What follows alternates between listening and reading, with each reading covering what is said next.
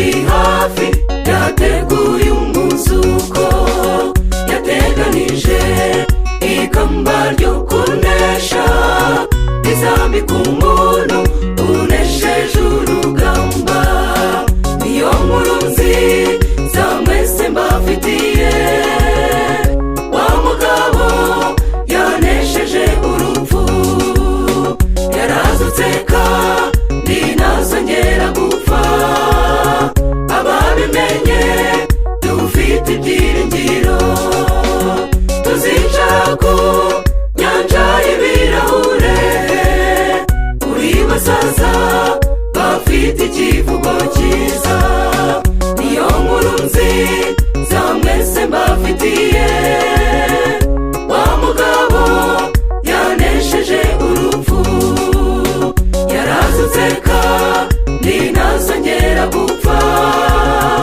Ababimenye dufite ibyiringiro, tuzicara ku nyanja y'ibirahure, kuri basaza bafite ikivugo cyiza.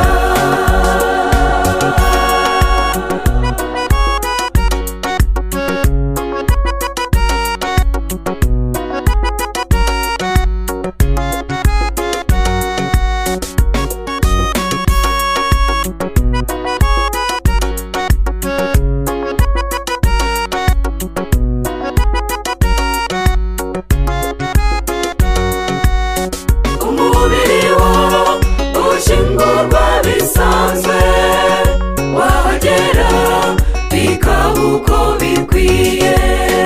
Aho kugitura hashyirwa ikimenyetso, kikandikwaho ko ari umwana w'Imana. Umwuka ukajya ahashyirwa indi nk'iyo, agategereza igitondo cy'umuzuko.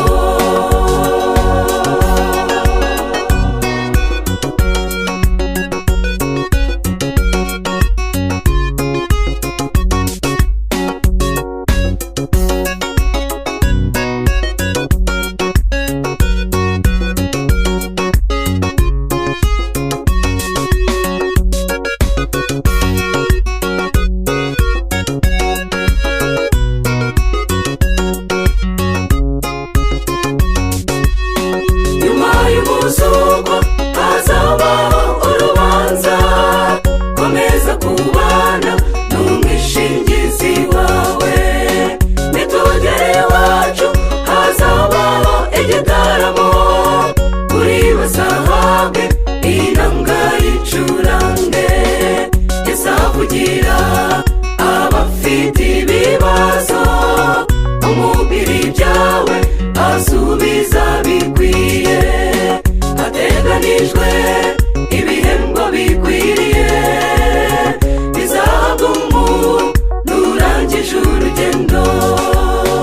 Abatuyeyo tuzabitegereza, ni nabwo tuzasangira ubuzima nabo. Tuzicara ku nyanja y'ibirahure, kuri basaza bafite ikivugo cyiza. Hateganijwe ibihembo bikwiriye, bizahabwa umuntu urangije urugendo. Abatuyeyo tuzabitegereza, ni nabwo tuzasangira ubuzima nabo. Tuzicara ku nyanja y'ibirahure, kuri basaza bafite ikivugo cyiza. Tuzicara ku nyanja y'ibirahure, kuri basaza bafite ikivugo cyiza.